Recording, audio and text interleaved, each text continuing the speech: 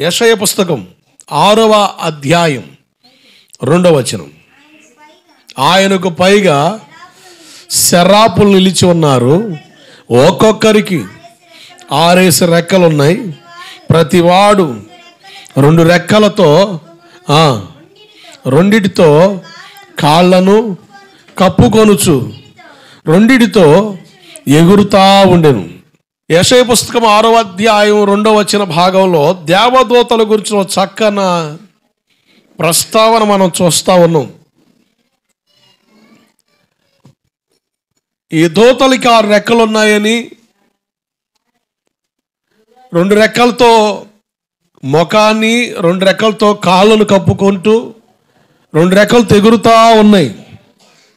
సింహాసనానికి పైగా సంచరిస్తూ దేవుని కొనియాడుతున్న ఒక చక్కని దర్శన భావాన్ని యెషయా పాస్టర్ గారు మాట్లాడుతూ ఉన్నారు. 2 రెక్కలతో ముఖాన్ని ఎందుకు కప్పుకున్నాయో చెప్పాను. మనం కనబడకూడదు, దేవుడు కనబడాలి. మనం ఏది చేసినా కూడా మన గొప్పల కోసం దేవుని విషయంలో మనం అటువంటి జోక్యాన్ని మనం చేసుకోకూడదు. మనం మరుగవ్వాలి, ఆయన కనపరచబడాలి. దేవుడికి మహిమ కలుగునుగాక. రెండోదిగా 2 రెక్కలతో కాళ్ళను కప్పుకుంటున్నాయి. 2 రెక్కలతో కాళ్ళు కప్పుకుంటున్నాయి అంటే నా ఇష్టం కాదు, దేవుని ఇష్టాన్ని జరిగించాలి అని. మన ఇష్టాలు చాలా ఉంటాయి. మన ఇష్టాన్ని జరిగించడానికి మనం ప్రయత్నాలు చేస్తే దేవుని చిత్తానికి విరోధంగా అడుగులేస్తాం. దేవుని చిత్తం జరిగించాలి అనే చక్కని ఉద్దేశాన్ని మనం చూస్తున్నాం. 2 రెక్కలతో ఎగిరి వెళ్తూ ఉన్నాయి, చెప్పగానే చెబుతున్నాయి. మనం కూడా కడభోర శబ్దం మధ్య ఆకాశంలో పడినప్పుడు ఎగిరి వెళ్ళిపోతాము. దేవుడికి మహిమ కలుగునుగాక. ఎగిరి వెళ్ళిపోవాలంటే యోబు పుస్తకం 34వ అధ్యాయం 20వ వచనం, బలవంతులే దైవికంగా కొనిపోబడతారు అని వాక్యం సెలవిస్తుంది. అంటే బలహీనులు దైవికంగా కొనిపోబడలేరు అన్న సంగతి కూడా మనకు అర్థమవుతుంది. అక్కడ ఏ బలాన్ని గురించి మాట్లాడుతున్నాడు దేవుడు? తింటే వచ్చే బలమా, త్రాగితే వచ్చే బలమా, వ్యాయామం చేస్తే వచ్చే బలమా, నిద్రపోతే వచ్చే బలమా, లేకపోతే వైద్యాన్ని బట్టి వైద్య విధానంలో సంపాదించుకునే బలమా? కాదు. ఆత్మ సంబంధమైన బలాన్ని గురించి దేవుడు మాట్లాడుతున్నాడు. ఎస్తేరు పుస్తకం 10వ అధ్యాయం 2-3 వచనాల్లో ఒక సామాన్యుడి గురించి దేవుడు మాట్లాడుతుంటారు, మొర్దుకై బలాన్ని గురించి అని. ఎవరి మొర్దుకై? ఎస్తేరు గ్రంథ ధ్యానంలో మీకు చెప్పాను. ఇతను చెరపట్టబడిన యూదుడని, బెన్యామీను గోత్రికుడని, రాజు ద్వారపాలకుడిగా పనిచేస్తున్నాడని మనం చూసాం. ఎస్తేరు పుస్తకం 2వ అధ్యాయం 21-22 వచనాల్లో ఒక చిన్న సమాచారం చేరవేయడం ద్వారా రాజుగారి ప్రాణాల్ని కాపాడడానికి అవకాశమైందని, తన పనిలో నమ్మకత్వాన్ని కనపరిచాడని బైబిల్ చెబుతుంది. సామెతలు 28:20 నమ్మకస్తునికి మెండైన దీవెనలు అని. ఏ విషయాల్లో నమ్మకంగా ఉండాలి అని మనం అడిగితే పౌలు పాస్టర్ గారు తిమోతి పాస్టర్ గారితో అంటున్నాడు, మనం అన్ని విషయాల్లో నమ్మకస్తులుగా ఉండాలి అని. మీ ఆధ్యాత్మిక క్షేమం కొరకు 5 సంగతులు మీ ఎదురు తీసుకొని వచ్చాను. ఒకటి, ఒక వ్యక్తి, ఒక విశ్వాసి దేవుని ఎదుట నమ్మకంగా ఉండాలని.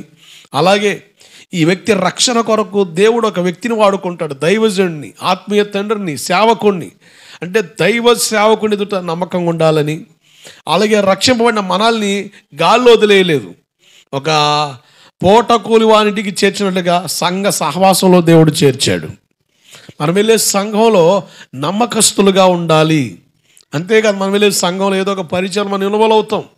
మన ఇష్టాన్ని బట్టో, సేవకుల ప్రోత్సాహాన్ని బట్టో, దేవుని ప్రేరణ బట్టో ఆ పరిచర్య భాగంలో నమ్మకస్తులుగా ఉండాలి.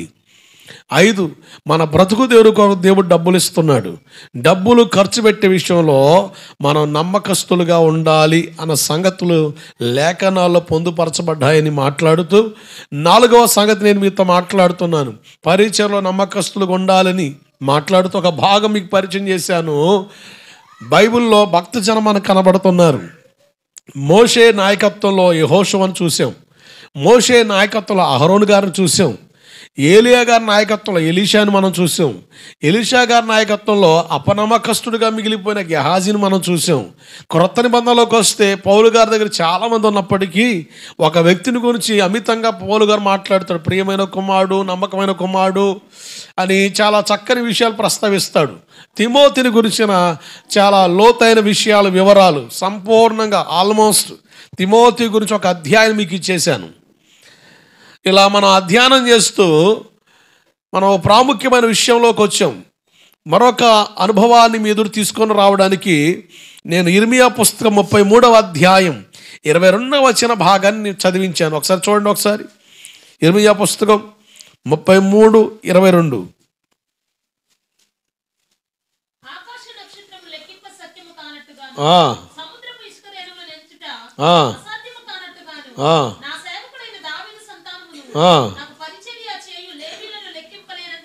నాకు పరిచర్య చేయు లేవీయులను లెక్కింపలేనంతగా విస్తరింపజేస్తాను అని దేవుని వాగ్దాన ప్రవచన వాక్కును మనం చూస్తున్నాం. పరిచర్య చేయు లేవీయులు.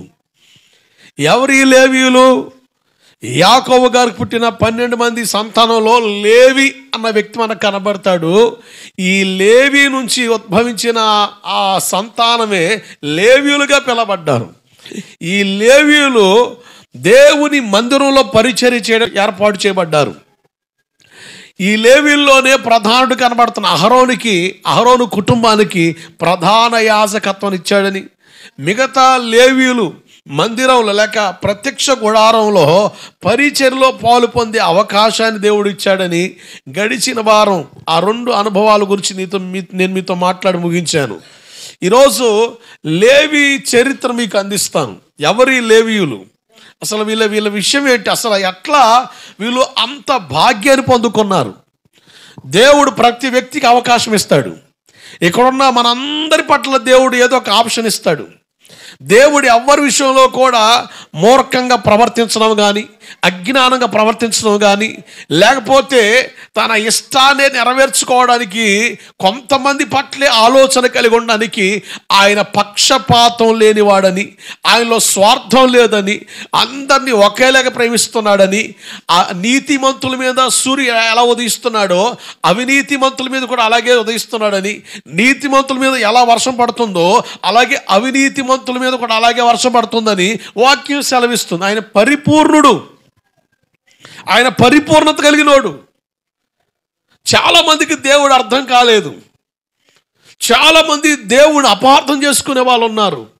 కొంతమంది అనుకుంటారు, నా పట్ల తలరాతి ఏడ్చింది, నా గీత దేవుడు సరిగ్గా రాయలేదు, లేకపోతే నా జీవితం అసలు అల్లకొల్లాలంగా ఉంది, నా పట్ల దేవుడు మంచిగా లేడు అని కాస్త మూర్ఖంగా అనాలోచితంగా ఆలోచించి దేవుని పట్ల కోపాన్ని, ద్వేషాన్ని వెలగక్కే వాళ్ళు ఉన్నారు.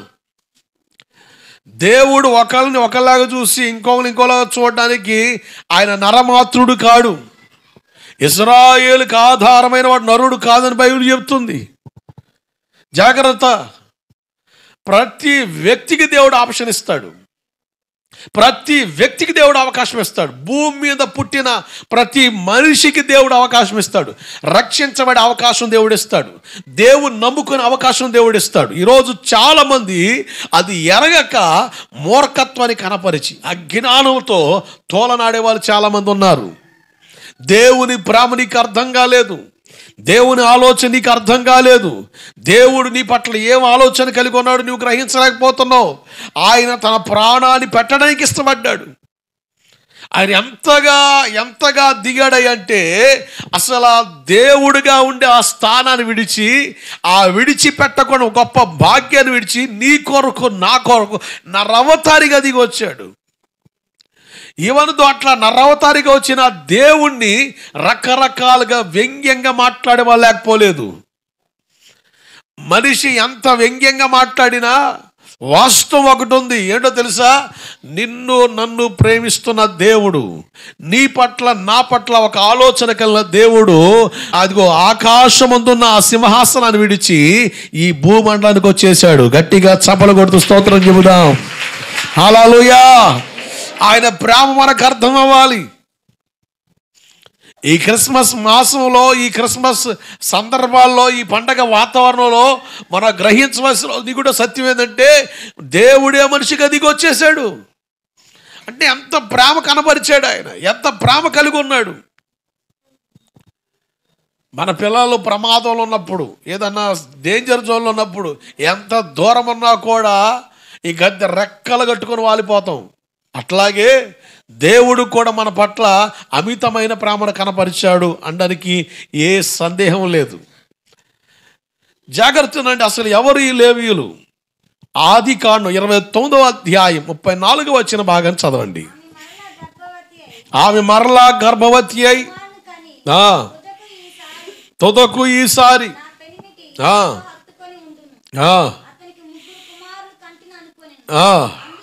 అందుచేత లేవి అని పేరు పెట్టారు. జాగ్రత్తనండి, యాకోబు గారికి 4 భార్యలు కనబడతారు. జాగ్రత్తనండి పిల్లారా, మేనమావైన లాబాను రాహేల్ని ప్రేమించిన యాకోబును మోసగించినట్టుగా లేయాను కట్టిపెడతాడు. ఏందయ్యా అంటే, మా ఆచారం అది, మా పద్ధతి అది, పెద్దమ్మాయి పెళ్లి కాకుండా చిన్నదాన్ని చేయకూడదు, మరి ఎడ చేసేది అంటాడు. మరి ఏది పరిస్థితి? ఎవడికో ఇచ్చేది ఎందుకు నీకు ఎత్తానంటాడు. ఆ రోజుల్లో ఈ డబ్బున్న వాళ్ళ పిల్లలకి ఆ పనికత్తులు, చెలికత్తులు ఉండేవాళ్ళు. ఇక ఆల్మోస్ట్ వాళ్ళ పనులన్నీ కూడా వాళ్ళు చేస్తూ వస్తారు. అట్లా ఈ లేయాకు రాహేలు కూడా పనికత్తులు ఉన్నారు, చెలికత్తులు. వాళ్ళని కూడా కలిపి యాకోబుకి కట్టబెడతాడు. అట్లా 4. ఏమండి, మరి ఇప్పుడు అట్లా చేసుకుంటే కుదురుద్దంటావా? మూతి పళ్ళు రాలుతాయి. దేవుడికి స్తోత్రం కలుగునుగాక. ఒకరితోని ఆగలికి సత్తుంటివి ఎందుకు చెప్పు? నరకంలో ఒక రాత్రి ఇంత అవసరమా? ఆ కాలంలో దేవుడు చూచి చూడకుండా వదిలిపెట్టేశాడు. కనుక ఆ విషయాలు మనం తోలనాడి జోక్యం చేసుకుంటే నష్టపోయేది మనమే. ఏదేమైనప్పటికీ లేయ అన్న ఈమె జబ్బు కలది. ఈ చలికాలం వచ్చిందంటే పుసికల్లు అనమాట, చండాలంగా ఉంటాయి. చీదర భయంకరం కంపు కొట్టే పరిస్థితి. ఈ జబ్బు కళ్ళ దాన్ని తీసుకొచ్చి యాకోబు కట్టుబెడతాడు. ఆ విషయంలో అసలు ప్రేమను కనపరచలేడు. ఏ కాడికి రాహేల్ని ఇష్టపడుతుంటాడు యాకోబు. కానీ దేవుడు అద్భుతంగా ఈ లేయ గర్భం తెరుస్తాడు. ఇప్పటికే నేను దాదాపు 3 పిల్లల కన్నా వీడితో పాటు ఆల్రెడీ 2 కన్నా, ఇప్పుడు వీడు 3వ. ఇప్పుడైనా నా భర్త నన్ను హత్తుకుంటాడు, ఇప్పటికైనా నా భర్తకు నా మీద ప్రేమ కలుగుద్ది, నా మీద మనసు కలుగుద్ది అని ఆశతో ఏమని పేరు పెట్టుద్దంటే లేవి అని పేరు పెట్టుద్ది. ఏం పేరు? లేవి అంటే అర్థం ఏంటంటే హత్తుకొనుట అని అర్థం. లేవి అన్న పదానికి అర్థం హత్తుకొనుట, జతపడుట అని అర్థం ఇస్తుంది. బైబిల్లో ప్రతి పేరుకు అర్థం ఉంది, ప్రతి పేరుకు అర్థం ఉంది.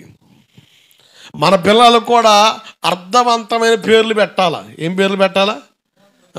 ఇప్పుడు అంత అర్ధంతరమైన పేర్లే, అర్ధంతరమైన పేర్లు, భలే విచిత్రం. అవి వినేటప్పుడు భలే వెరైటీగా ఉంటాయా, పలికే కొద్ది భలే భలే భలే పలకడానికి భలే భలే మంచిగా అనిపిస్తాయి. భలే వెరైటీ పేర్లు పెడతాం.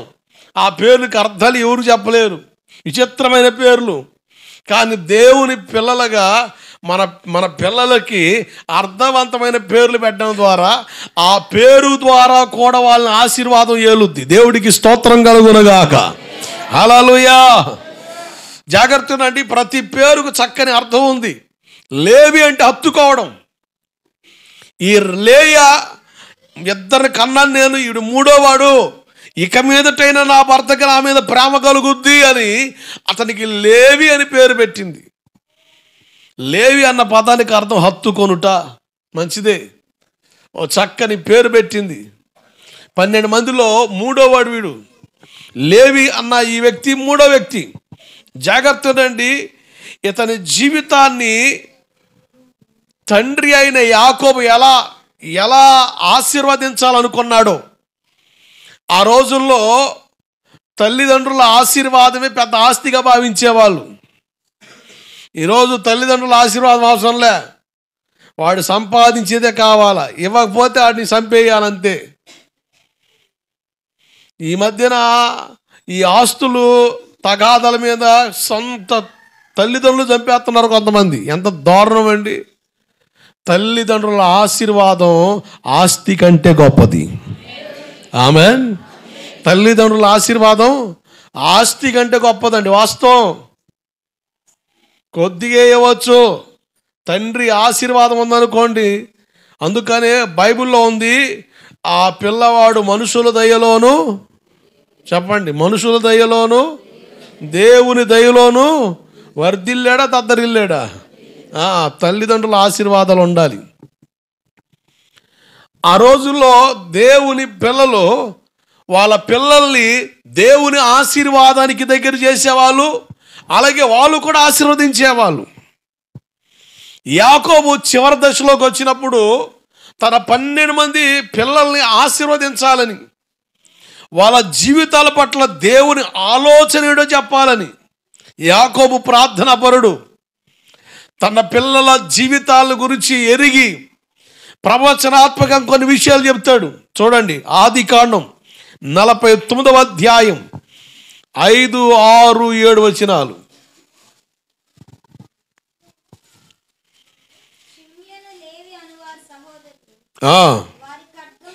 వారి ఖడ్గములు బలాత్కారపు ఆయుధములు. నా ప్రాణమా వారి ఆలోచనలో చేరవద్దు, నా ఘనమా వారి సంఘముతో కలుసుకొనవద్దు. వారు కోపం వచ్చి మనుషులను చంపిరి, తమ స్వేచ్ఛ చేత ఎద్దుల గుదికాలి నరములు తగ్గొట్టారు. అసలు ఈ మాట మంచిదా చెడ్డదంటే యాకోబు వీళ్ళని ఆశీర్వదించట్లేదు. అరే, అసలు మీతో ఎవరు కలవకూడదురా, మీరు చాలా ప్రమాదం, మీరు చాలా ప్రమాదకర మనుషులు అని తండ్రి షిమియోను లేవి గురించి మాట్లాడుతున్న మాటలవి. జాగ్రత్తనండి. వాళ్ళ జీవితం ఎందుకు అట్లా కనబడుతుంది? యాకోబు తండ్రే కదా, పిల్లల్ని నిజంగా ఆశీర్వదించాలి, కానీ ఎందుకు ఆశీర్వదించలేకపోయాడే అంటే కారణం ఉంది. ఇక్కడ మనకు ఒక విషయం తెలియాలి. తండ్రి చేత శాపం పొంది చెదరగొట్టబడిన వాడు లేవి. తండ్రి చేత శపించబడి చెదరగొట్టబడిన వంశంగా మిగిలిపోయింది లేవి గోత్రం. ఆశీర్వాదానికి అవకాశం లేదు, ఆశీర్వాదాన్ని పొందుకొని అవకాశమే లేని జీవితం, దేవుని ఆశీర్వాదానికి నోచుకొని జీవితాలు ఈ లేవి గోత్రికుల జీవితాలు. అక్కడ మనం చూస్తే తండ్రి వాళ్ళని శపిస్తున్నాడు. వాళ్ళ సంఘంలో కలవద్దు, వాళ్ళతో ఎవరు కూడా జతపడొద్దు, వాళ్ళు చాలా ప్రమాదకరమైన మనుషులు. ఎందుకంటే వాళ్ళు కోపిష్టులు, వాళ్ళకి ముక్కు మీద కోపం, అనుకుంటే మాత్రం చేసేంతవరకు నిద్రపోరాలు అని వాళ్ళ కోపాన్ని బట్టి వాళ్ళని శపిస్తున్న విధానం మనకు కనబడుతుంది. అసలు ఏం జరిగిందంటారు? తండ్రి అని యాకోబు ఇలా మాట్లాడడం మంచిదేనా? అసలు ఏం జరిగి ఉండాలి అని చరిత్రను తొంగి చూస్తే ఆదికాండం 34వ అధ్యాయంలోకి వస్తే అక్కడ ఒక సందర్భం మనకు కనబడుద్ది.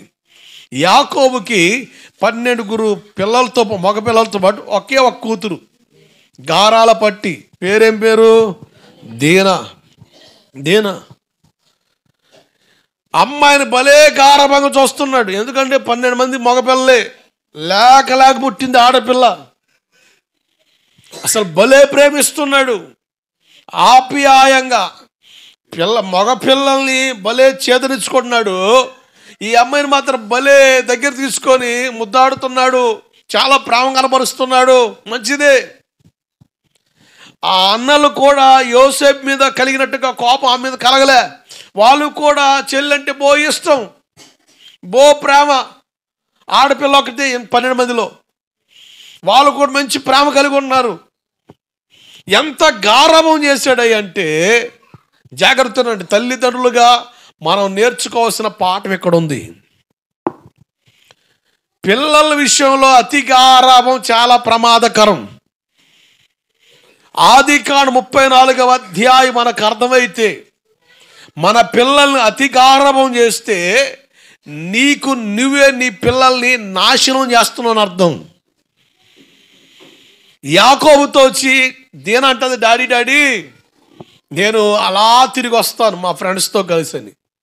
అరే నిజం బంగారు తల్లి ముద్దొస్తుందమ్మమ్మమ్మని చెప్పి దగ్గర తెచ్చుకొని, పంది పిల్ల పందికి ముద్దన్నట్టు, కాకి పిల్ల కాకి ముద్దన్నట్టు, ఇక ఒక్కనొక్క కూతురు కదా భలే ముద్ద ఆడుతావు. సరే అమ్మో ఇట్రా లేయని రాహిని పిలిచి, ఇదిగో నా కూతురు ఇంకా బ్రహ్మాండంగా తయారు చేయండి, రాజకుమార్తెలా సిద్ధపరచండి, అన్నీ తగిలించండి.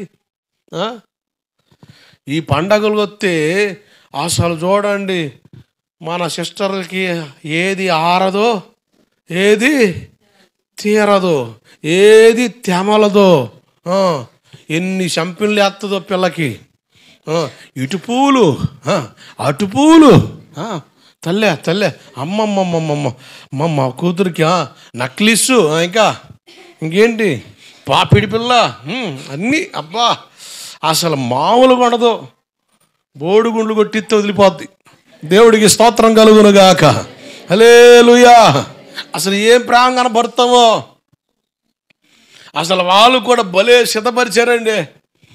ఈ పిల్ల మేకప్కి, ఈ పిల్ల బడాయికి, బడాయోడు తగిలాడు ఆ ఊరిలో. ఆ ఊరిని వెళ్ళే రాజుగారు కొడుకున్నాడు, వాడు తగులుకున్నాడు.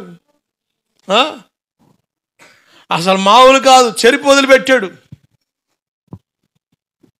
అది తండ్రి తెలిసి గోలుగా ఏడుతూ ఉంటే, అన్నలేమో మేకల మంది వెళ్ళిపోయారు, ఎవరు లేరు ఇంటికాడ. సరే ఈడు అలా చేసిన తర్వాత కూడా ఆమె మీద మనసు కలిగి, ఆమెను పెళ్లి చేసుకోవాలని కలిగి ఆలోచన కలిగి వాళ్ళ ఆమె చెబుతాడు, నేను ఆ పిల్లనే చేసుకుంటానని. ఇలా జరిగింది పరిస్థితి. సరే ఏదో ఒకటి అయిందిలే, మాట్లాడదాం, పరదేశులు అంటావు కదా, వాళ్ళ వ్యవహారం ఏదో తెలుద్దామని చెప్పేసి ఈ తండ్రి కొడుకులు ఇద్దరు కలిసి యాకోబు ఇంటికి వస్తారు. అంతలో ఈ దీన వాళ్ళ అన్నలో ఆ పొలం నుంచి ఇంటికి వస్తారు. విషయం తెలిస్తే ఇక అందరూ చాలా కోపంతో బాధతో రగిలిపోతుంటారు.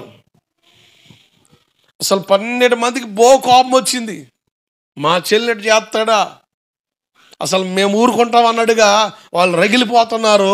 అంతలో ఈ అబ్బాయి వాళ్ళ నాన్న ఇద్దరు కలిసి వచ్చారు, క్షమాపణ కోరారు, సమాధాన పడ్డారు. సరే జరిగింది, మా అబ్బాయి మీ అమ్మాయిని చేసుకున్నాడంటే దాదాపు ఆ 12 మందిలో 10 మందికి కూలైపోయారు. సర్లే వాళ్ళు తప్పు తెలుసుకున్నారు కదా, ఏమేముందిలే అని. ఇద్దరు మాత్రం మనసులో పెట్టుకున్నారు. అది షిమియోను లేవీలు అన్న వాళ్ళు మనసులో పెట్టుకున్నారు దాన్ని. వాళ్ళ కోపం చల్లారలే.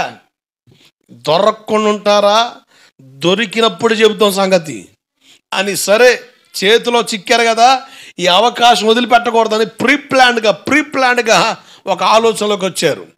తండ్రి ఒప్పుకున్నాడు, సరే అనుకున్నారు. అరే మీరు ఒప్పుకున్నారా అంటే 10 మంది అన్నలు సరే నాన్న అన్నారు. ఇద్దరు మాత్రం బలవంతంగా తలకాయ ఊపారు. ఇష్టం లేదు, అయినా కూడా సరే ఒప్పుకుందాం అని మనసులో అనుకొని తలకాయ ఊపారు. సరే మేము మా చెల్లిని మీ అబ్బాయికి ఇవ్వాలి అంటే, మేము దేవుని పిల్లలం, మేము యూదులం, మేము హెబ్రీయులం, మాకు ఒక పద్ధతి ఉంది. మా తాత ముత్తాతల కాడ నుంచి సున్నతి చేయించుకోవాలి. సున్నతి ఇప్పుడు మీ పిల్లలు మేము చేసుకోవాలన్నా, మా పిల్లలు మీ పిల్లలు చేసుకోవాలన్నా సున్నతి కార్యక్రమం జరగాలి. సరే మంచిది అని మాట్లాడుకున్నారు. మరలా తండ్రి కొడుకులు గవిని కాడికి వచ్చి అందరు చెప్పారు. సరే ఏదో జరిగిపోయిందిలే అది చేద్దామని చెప్పి అందరూ అనుకున్నారు. సున్నతి తీసుకుందాం, సున్నతి చేయించుకుందాం అని. సున్నతి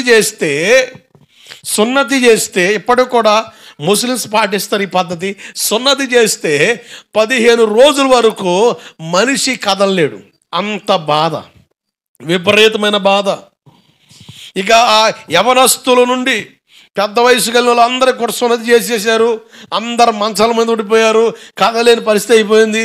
రోజులు గడుస్తున్నాయి. ఇక మెల్లగా ప్రీ ప్లాన్డ్గా రాత్రికి రాత్రే మొత్తం లైట్లు ఆఫ్ చేసేసారు.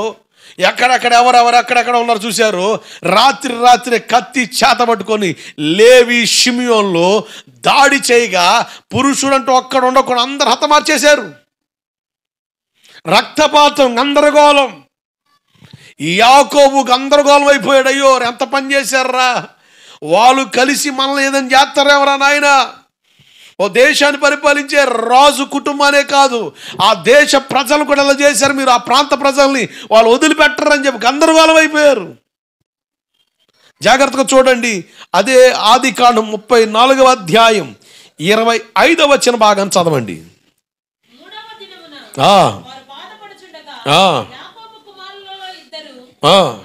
అనగా దీనా సహోదరులైన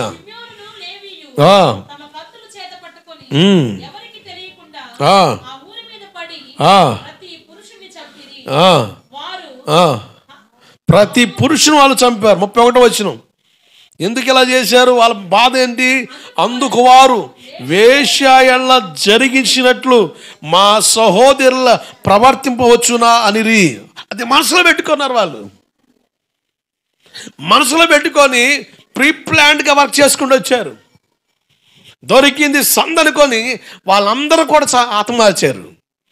జాగ్రత్త నుండి. ఇది యాకోబు 49వ అధ్యాయంలో పిల్లల్ని ఆశీర్వదించడానికి వాళ్ళని సిద్ధపరిచి లైన్ నిలబెట్టి ఒక్కొక్కరు వస్తూ ఉంటే వాళ్ళని ఆశీర్వదించి పంపిస్తున్న ఆ వైనంలో ఈ షిమియోను లేవీల గురించి అంటాడు, వీళ్ళు శపింపబడిన వాళ్ళు, తండ్రి చేత శపించబడిన జనం లేవి గోత్రికులు. జాగ్రత్త నుండి చెదరగొట్టబడ్డారు. వాళ్ళ జీవితంలో ఆశీర్వాదానికి అవకాశం లేని జీవితం, నర అంతకులుగా మిగిలిపోయారు వాళ్ళు. ఎందుకు ఇంత దారుణం దిగజారారు? మిగతా 10 మంది కాముగానే ఉన్నారు కదా, వీళ్ళిద్దరు ఎందుకు ఇట్లా చేశారు? లేవి గోత్రికులు కూడా ఎందుకు ఇట్లా ప్రవర్తించారు అని ఆలోచిస్తే 49వ అధ్యాయం ఆదికాండం 7వ వచనంలో ఆ సందర్భాన్ని మనం చూడగలం. వారి కోపం, జాగ్రత్తనండి, ఏంది? వారి కోపం వేండ్రమైనది. జాగ్రత్తనండి. కోపం చాలా ప్రమాదకరమైంది.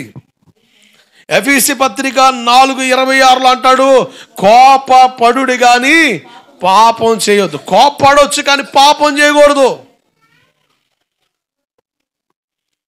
శనదానికి కానిదానికి సీటికి మాటికి కోపపడే స్వభావం చాలా ప్రమాదం. కోపపడండి కానీ పాపం చేయొద్దు. సూర్యుడు అస్తమించేంత వరకు మీ కోపం మీలో నిలిచి ఉంటే అది పగగా మారుద్ది. ఆ పగ శాపంగా మారుద్ది. కనుక ఈరోజు కోపం కలిగితే ఈ రోజుతోనే అది క్లియర్ అయిపోవాలి. అది అలా నిలిచి ఉంటే పగగా మారుద్ది. పగ ప్రతీకారాన్ని కోరుద్ది. ప్రతీకారం శాపాన్ని తీసుకొస్తుంది. జాగ్రత్త. కోపపడండి కానీ పాపం చేయొద్దు. కోపాన్ని బట్టి చాలామంది రకరకాలుగా దిగజారి శాపాన్ని కొరకు తెచ్చుకొని వాళ్ళు ఉన్నారు. ఈరోజు పిల్లలు ఊరకనే కోపపడుతూ ఉంటారు. కొంతమంది ఊరకనే కోపపడుతూ ఉంటారు. ఆ కోపంలో వీళ్ళు ఏం చేస్తారో తెలియదు, ఎలా ప్రవర్తిస్తారో తెలియదు. అది నరహత్యకే కారణం అవ్వచ్చు, లేకపోతే ఏదన్నా ప్రమాదానికే కారణం అవ్వచ్చు. జాగ్రత్త. కోపం చాలా ప్రమాదకరమైంది. కోపం లేవి గోత్రానికి శాపం తీసుకొచ్చింది. బైబిల్లో చాలా స్పష్టంగా రాయబడి ఉంది. యాకోబు పత్రిక 1వ అధ్యాయం 20వ వచనం. యాకోబు పత్రిక 1వ అధ్యాయం 20వ వచన భాగం చదవండి. నరుని కోపం దేవుని నీతిని నెరవేర్చదు. మనిషి కోపం దేవుని నీతిని నెరవేర్చదు. కనుక చాలా ప్రమాదం. కోపం మనల్ని పాపంలో నెట్టుద్ది. పాపం శాపం తీసుకొచ్చేస్తుంది.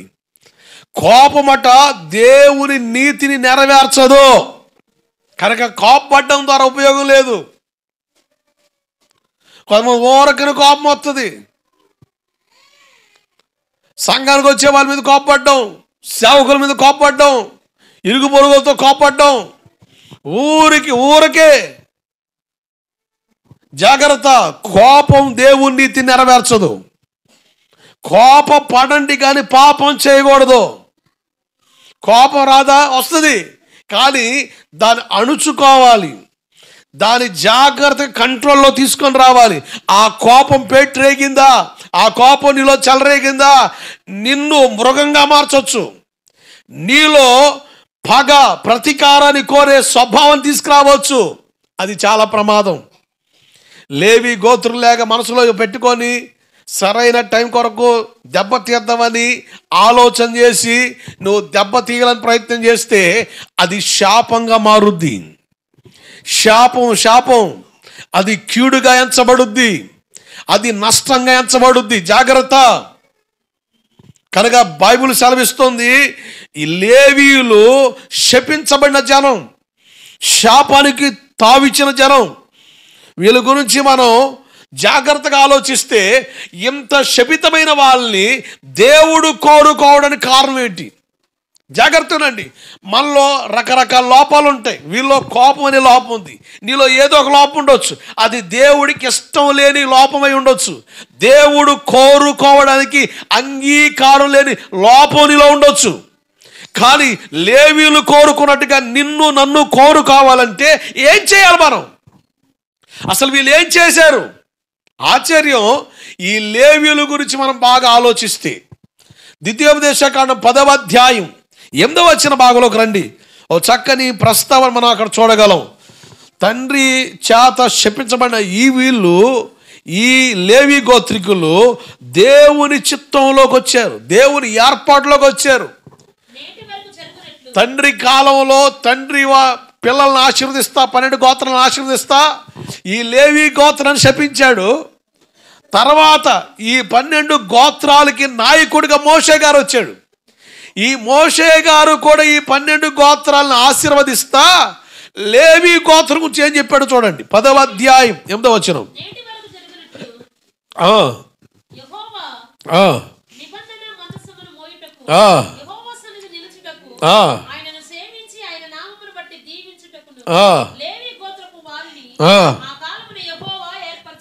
జాగ్రత్తనండి. మోషే గారు చెప్తున్నాడు, దేవుని మందిరావరణలో పని చేయడానికి, దేవుని పనిముట్లుగా, దేవుని సాధనాలుగా, దేవుని పాత్రగా ఉండడానికి ఎవరిని కోరుకున్నాడు?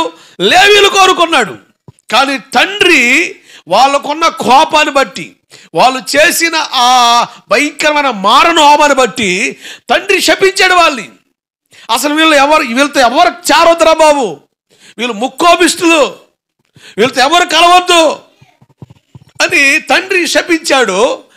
మోషే కాలంలో, ఇశ్రాయేలుకి నాయకుడిగా ఉన్న మోషే కాలంలో మోషే ద్వారా దేవుడు చెప్తాడు. చదవండి మరలా.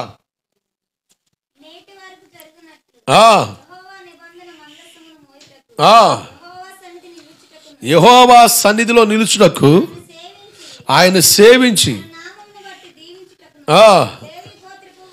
లేవి గోత్రపు వారిని ఆ కాలమున యెహోవా ఏర్పాటు చేసుకున్నాడు. గట్టిగా చప్పలు కొడుతూ స్తోత్రం చెబుదాం. హల్లెలూయా. దేవుని ఏర్పాటులోకి వచ్చారు వీళ్ళు. ఇది చాలా అవసరం. నీ జీవితం ఎలా ఉన్నప్పటికీ నువ్వు దేవుని ఏర్పాటులోకి రావాలి. దేవుని ఏర్పాటులోకి వస్తే నీ వంశాన్ని, నీ తరాన్ని దేవుడు ఆశీర్వాదకరంగా మార్చేస్తాడంతే. ఆమెన్. హల్లెలూయా. నువ్వు నీ వంశానికి శాపంగా ఉండకూడదు. నువ్వు నీ వంశానికి శాపాన్ని తెచ్చే వ్యక్తిగా ఉండకూడదు. నిన్ను బట్టి నీ తరం దీవించబడాలి, నీ తరతరాలు దీవెనకరంగా మారాలి. నిన్ను బట్టి నీ తరం, నీ తర్వాతి తరం దేవునికి అనుసంధానంగా మారిపోవాలి. అది ఎలా సాధ్యమవుద్ది? జాగ్రత్తగా నడుపులారా. దేవుని ఏర్పాటు చాలా గొప్పది. ఒకనొక రోజున సామ్యూయేలు పాస్టర్ గారితో దేవుడు మాట్లాడతాడు. ఏమని మాట్లాడతాడంటే, నువ్వు యెషయా అనే వ్యక్తి ఇంటికి వెళ్ళు, నేను ఇశ్రాయేలుకి రాజుగా ఉండే వ్యక్తిని ఆ కుటుంబం నుండి ఏర్పాటు చేస్తానని దేవుడు మాట్లాడతారు. ఆ రాత్రి అంతా ప్రార్థన చేస్తుంటాడు. సౌలు అవిధేయతను బట్టి సాముయేల్ పాస్టర్ గారు రాత్రి అంతా ప్రార్థన చేస్తూ ఉంటే, నువ్వు బాధపడొద్దు, మరొక వ్యక్తి నేను ఏర్పాటులోకి తీసుకొస్తున్నాను, నువ్వు వాళ్ళ ఇంటికి వెళ్ళమంటే సాముయేల్ పాస్టర్ గారు తైలపు కొంబట్టుకొని యెషయా ఇంటికి వెళ్తాడు. దావీదు గారి తండ్రి ఇల్లు, దావీదు తండ్రి పేరు యెషయా. ఈ యెషయా ఇంటికి వెళ్ళినప్పుడు పాస్టర్ గారు అంటాడు, మీ పిల్లల్ని దేవుడు కోరుకోబోతున్నాడు, మీ పిల్లల్లో ఒక వ్యక్తిని రాజుగా దేవుడు ఏర్పాటు చేసుకోబోతున్నాడు, మీ పిల్లల్ని పిల్లమంటే అప్పటికే ఈ యెషయా పిల్లల్లో కొంతమంది ఈ సౌలు గారి రాజ్యంలో సైనిక దళంలో పనిచేస్తున్నారు. చాలా అజానుబాహులు, ఎత్తరు మనుషులు, చాలా బలాఢ్యులు. ఇక ఈ బాబు ఇంత భాగ్యం దేవుడు మా పిల్లలకి ఇస్తున్నాడని చాలా సంబరముతో పెద్దోడిని, చిన్నోడిని, 3వ వాడిని, 4వ వాడిని, 5వ వాడిని, 6వ వాడిని, 7వ వాడిని లైన్కి తీసుకొస్తున్నాడు. ఒకళ్ళ తర్వాత ఒకళ్ళు బైబిల్ రాయబడి మాట వాళ్ళని చూసినప్పుడల్లా సాముయేలు పాస్టర్ అనుకుంటాడు, అబ్బా అసలు ఈ వ్యక్తినయ్యా దేవుడు కోరుకోబోతున్నాడు అని మనసులో అనుకుంటే దేవుడు అంటాడు, ఈ వ్యక్తిని కోరుకోవట్లేదు నేను అని. అట్లా 7గురిని పక్కన నెట్టేస్తాడు దేవుడు. సాముయేల్, నువ్వు పై రూపాన్ని చూసి మోసపోవద్దు, నేను వీళ్ళు ఎవరిని కోరుకోలేదు. మరి ఎవరిని కోరుకున్నావు? ఈ వ్యక్తి కుటుంబంలో ఒక వ్యక్తిని కోరుకున్నాను నేను.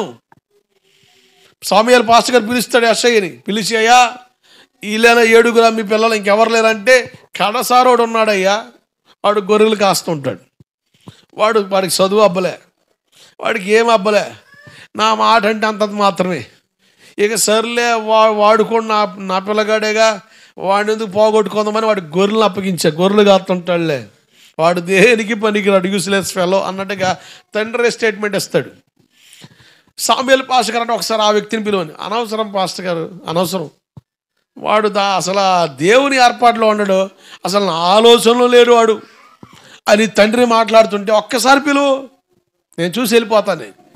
దావీదు కబురు పెడితే దావీదు వస్తుండగా కిటికీలో నుండి చూస్తాడు సాముయేల్ పాస్టర్ గారు. కిటికీలో నుండి చూస్తున్నప్పుడు, దావీదును చూస్తున్నప్పుడు దేవుడు అంటాడు, నేను కోరుకున్న వ్యక్తి ఇతడే. దేవుడికి స్తోత్రం కలుగునగాక. హల్లెలూయా. ఎందుకు ఈ మాట చెబుతున్నానంటే, మనుషుల ద్వారా తృణీకరించబడవచ్చు కానీ, మనుషుల ద్వారా తోలనాడబడవచ్చేమో కానీ, మనుషులు మన ఎన్నికలోకి తీసుకురాపోవచ్చేమో కానీ, మన కుటుంబంలోనే మనల్నే అసలు దేనికి ఎంచకపోవచ్చేమో కానీ, దేవుని ఆలోచనలో నీవు ఉంటే వాళ్ళందరికంటే గొప్పడు అవుతావు. దేవుడికి స్తోత్రం కలుగునగాక. దేవుని ప్రణాళికలో ఉంటే మనం దీవించబడతాం. మనుషుల ఆలోచనలో నీవు ఉన్నా లేకపోయినా అంటాను, దేవుని ఆలోచనలోకి రావడం నీకు ఆశీర్వాదం. తృణీకరించబడవచ్చు, తోలనాడవచ్చు, నీ సొంత అన్నలే తమ్ముళ్ళే నేను లెక్క లేకుండా మాట్లాడవచ్చు, వాళ్ళు మాట్లాడే మాటలను విని ఏడవచ్చు, బాధపడవచ్చు, ఒకవేళ నీ ఇంట్లో వాళ్ళని తృణీకరించవచ్చు. నేనంట, దేవుని ఏర్పాట్లో మనం ఉంటే, దేవుని ప్రణాళికలో మనం ఉంటే, దేవుని ఆలోచనలో మనం ఉంటే, దేవుని ఉద్దేశాలు మనం ఉంటే, దేవుడు మనల్ని ఎప్పటికీ విడవడు, ఆశీర్వాదకరంగా మారుస్తాడంతే. దేవుడికి స్తోత్రం కలుగునుగాక. హల్లెలూయా. మా నాన్న నా కోసం బాధపడుతుండేవాడు, ఎందుకంటే మనం పెద్ద నెంబర్ 1 యాక్టర్లు, ఇంట్లో చాలా అమాయకంగా ఉంటాం. నోట్లో ఏలెత్తి ఎరగొట్టాడు అన్నట్టు, బయట పోతే అన్నీ ఎరగొట్టుకొస్తాడు. నోట్లో వేలే తిరగొట్టాడు రాయుడు, అసలు వీడు ఎట్టబోతాడు అనుకునేవాడు. నేను సేవ చేస్తానంటే సగం ఏడుపదే, వీడికి ఏమీ తెలియదు అనుకుంటే వీడి సేవ చేస్తాను అంటున్నాడు, అసలు ఏం చేస్తామని, వీడి భవిష్యత్తు ఏందని ఏడిచాడు మా నాన్న. నాకు ఏడిపోతుంది, కానీ ఏం చేద్దాం, దేవుడు పిలిచాడు. ఈ మార్గం తప్ప ఇంకోటి లేదు రా నాయన అని దేవుడు చెప్పేశాడు. ఇంకో మార్గం ఎంచుకున్నా కూడా ఉపయోగం లేదని అర్థమైపోయింది. ముఖ్యేదిరంటే ఇలా తిప్పే కంటే ఇటు బెటర్ అనిపించింది నాకు. సరే బాధపడితే బాధపడరు, భలే బాధ అనిపించింది, భలే వేదన అనిపించింది.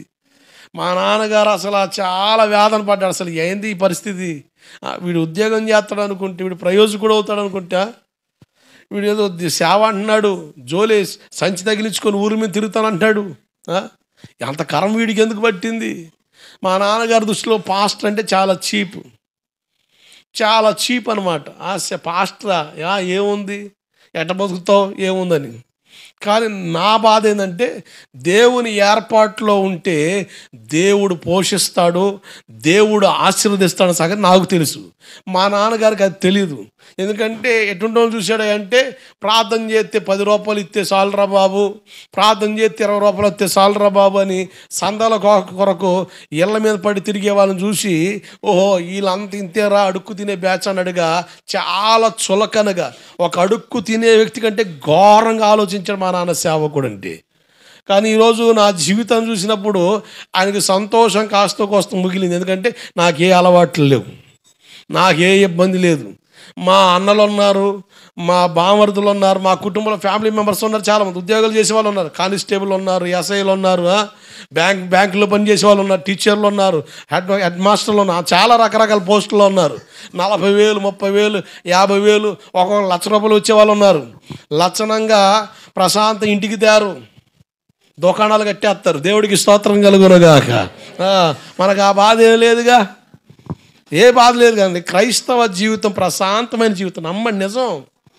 అసలు ఏ పీకుడు ఉండదండి. ఫ్యామిలీతో ప్రశాంతం బతకొచ్చు. నేనును నా ఇంటి వారును టయానికి అమ్మ ఒక ముద్ద తిని ప్రశాంతం ప్రార్థన చేసి బతకొచ్చు, అంతేనా?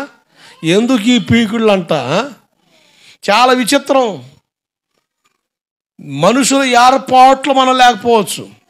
నేను సేవ చేస్తాను వచ్చానని, నేను యేసు ప్రభువుని నమ్ముకున్నానని ఒక వ్యక్తి వచ్చి నా కోసం అడిగితే, వాడు నా కొడుకే కాదు, అసలు మా నాన్నగారి లెక్కల్లో నేను లేకుండా పోయా, అసలు వాడు నాకు లేడు అంటే ఇక వాడు చచ్చిపోయాడు, వాడు నాకు సంబంధం లేదన్న మోటివేషన్ ఉండిపోయాడు ఆయన. మనుషుల లెక్కల్లో మనం లేకపోవచ్చు. అవి విన్నప్పుడు అవి తెలిసినప్పుడు భలే బాధ కలిగినప్పటికీ, కానీ నేను నమ్మా నా దేవుడు నన్ను విడిచిపెట్టడు, నా దేవుడు నన్ను ఎప్పటికైనా తలెత్తుతాడు అని. ఆయనకు అసాధ్యమైనది ఏది లేదు. మన పరిస్థితులు మారుస్తాడు, మన పరిస్థితులు మారుస్తాడు, మన అక్కర్లు దేవుడు తీరుస్తాడు. ఎప్పుడో తెలుసా? ఆయన ఏర్పాట్లో మనం ఉండాలి. ఎవరి ఏర్పాట్లో? ఇక్కడ ఉన్న వాళ్ళు ఎవరన్నా బాధల్లో ఉండి దుఃఖంలో ఉండి కాస్త కాస్త కాస్త బాధ, నన్ను ఎవడు పట్టించుకోవట్లే, నన్ను ఎవడు ఆలకించట్లే, అసలు నా పరిస్థితి, నా బాధ నీ మనసులో కలుగుతుంది. నేను చెప్తున్నాను, నువ్వు దేవుని ఏర్పాటులోకి రా. నువ్వు దేవుని ఏర్పాటులోకి వస్తే నీ కన్నీటిని నాట్యంగా దేవుడు మార్చేస్తాడు. నీ పరిస్థితులు దేవుడు మారుస్తాడంతే. ఆయన ఏర్పాటు గొప్పదే. తండ్రి ఆలోచనలో కూడా లేడు దావీదు గారు, కానీ దావీదు గారు దేవుని ఆలోచనలో ఉన్నాడు. ఆమేన్, హల్లెలూయా. దేవుని ఆలోచనలో దావీదు గారు ఉన్నాడు. కన్న తండ్రే మర్చిపోయాడు, కానీ దేవుని ఆలోచనలో దావీదు గారు ఉన్నాడు. నేనంట, మనం దేవుని ఆలోచనలో ఉంటే మనం ఖచ్చితంగా ఒక స్థితిలో దేవుడు నిలబెడతాడు. ఎవరైతే మనం చూసి కించపరిచారో, హేళన చేశారో, గేలి చేశారో, మనసులో నవ్వుకున్నారో, మనసులో తోలనగా ఆలోచించారో, వాళ్ళందరికంటే పైకి నిలబెట్టినప్పుడు వాళ్ళందరూ మళ్ళీ అటు చూస్తారు. అప్పుడు కనబడతాం మనం. దేవుడికి స్తోత్రం కలుగునుగాక. హల్లెలూయా. లేవీయులు దేవుని ఏర్పాటులోకి వచ్చారు. ఇది ఎలా సాధ్యమైంది? మీరు జాగ్రత్త మనసు పెట్టండి. మోషే గారి నాయకత్వంలో ఇశ్రాయేలు కానాను దేశ ప్రయాణంలో ఉన్నారు. ఒక ప్రాంతానికి వచ్చినప్పుడు దేవుడు అంటాడు, మోషే నువ్వు సీనాయి పర్వతం మీదకి రమ్మంటారు. మోషే సీనాయి పర్వతం మీదకి వెళ్ళిపోతాడు. 1 రోజు అయింది, 2 రోజులు అయినాయి, 3 రోజులు అయినాయి, 10 రోజులు గడుస్తున్నాయి. మోషే అనువాడు ఏమాయును అన్న గోలెన పడుతుంది పాలెంలో. ఏమైపోయాడు ఈ పాస్టర్? ఎడిపోయాడు? అసలు రావట్లేదు. 1 రోజు అయింది, 2 రోజులు అయింది, 3 రోజులు అయింది, 10 రోజులు అయింది, 15 రోజులు అవుతుంది. అసలు ఎడిపోయాడు? లేడేమో అని అహరోన్ దగ్గరికి వచ్చి, మమ్మల్ని నడిపించడానికి మాకు ఒక నాయకుడు కావాలా, మాకొక దేవుడు కావాలా, నువ్వు చేస్తావా చేయవా అని గందరగోళం చేస్తే, వాళ్ళ కాడున్న బంగారం అంతా పోగు చేసి పొగరులో ఎత్తే ఒక ఆకారం వచ్చింది. అది దూడాకారం. ఏ ఆకారం? దూడాకారం. ఇక మమ్మల్ని ఈ కానాను నడిపించే నాయకుడు, మా దేవత, మా దేవుడు ఇదే అని చెప్పేసి జాతర చేయడం మొదలుపెట్టారు. ఓ మంచి పండగ, అసలు మామూలు కాదు. మందిర ప్రతిష్ఠ జరుగుతుంది అనుకోండి, మన సెక్టర్లో ఏం చేస్తారో తెలుసా? బంధువులు పిలిచి ఏంటి ఆడపడుచులకి అబ్బా భలే అందుకుంటున్నారే అంటే లైన్లోనే ఉన్నాయి మూట చీర జాకెట్, రా మా మందిర్ ప్రతిష్ఠ వచ్చేసి నీకు చీర జాకెట్ పెడతా. ఇక చూసుకో, ఇక ఒకరు వాళ్ళు ఇచ్చుకోవడం, ఇక అంతే తిని ఇక గందరగోళంగా ఉన్నారు. ఆ పాలెంలో ఏ గోళం ఉందో చూడండి. నిర్గమాకాండం 32వ అధ్యాయం 17, 18, 19 వచనాలు. నిర్గమాకాండం 32వ అధ్యాయం 17, 18, 19 వచనాలు.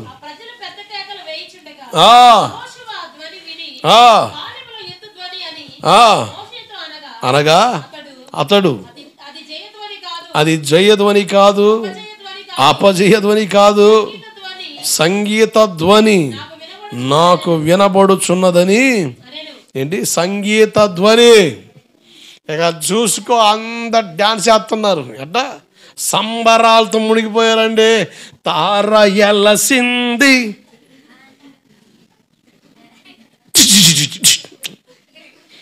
ఈరా ఆపివేంద్రా, అసలు మామూలు కాదు. ఏ బ్యాచ్ ఇది? దూడ బ్యాచ్ ఇది. ఏ బ్యాచ్? దూడ బ్యాచ్ అనమాట. దూడ పిల్లలకి ఏ బ్యాచ్ ఇది? దూడ బ్యాచ్ అండి. ఇక చూసుకో, దేవుడి పేరు చెప్పుకొని గోల చేసుకుంటున్నారు. పాపంతో అసలు పొంగి పొర్లుతున్నారు మనుషులు. ఈ డిసెంబర్ నెల వచ్చిందంటే అసలు ఎవరు పండగ అయ్యా అంటే, ఒక పక్కన చెప్పాలి అంటే, అసలుకి చెప్పాలంటే, ఒక మాటలో తేల్చాలంటే క్రిస్మస్ తాగుబోతుల పండగ, 2 దూడ బ్యాచ్ పండగ. ఏ బ్యాచ్? క్రిస్మస్ వచ్చిందంటే యాక్షన్ సాంగ్స్. అసలు మామూలు కాదు. నేను ఎప్పటికీ మర్చిపోలేను. నా బతుకు ఇంతేనని చింతపడుతున్నాను. అసలు కింద పడి లేగుతున్నాడు వాడు. అసలు నా కళ్ళ నుంచి పోట్ల పిల్లోడు. అసలు ఆ పాట ఏంది, ఆ డ్యాన్స్ ఏందా? నా బతుకు ఇంతేనా కింద పడి లేగుతున్నాడు వాడు. ఆ ఫ్యాంట్ జారుతుందాయే. అరే సినిమా స్టైల్లో స్టెప్లేస్తుంటివి, ఆ పాటకు అర్థం తెలుసురా నాయన అంటే అసలు మనకు అవసరం లేదు సార్, మనకి డ్యాన్సే అంతే, ధూమ్ ధామ్గా ఉండాలంతే. డీజేలు పెట్టి గందరగోళం. ఏ శబ్దం ఇది? విజయబేరి కాదు, అపజయబేరి కాదు, సంగీత విబేరి. అసలు క్రైస్తవ పాలు ఈ నెలంతా కూడా ఒకటే సంగీత ధ్వనులు.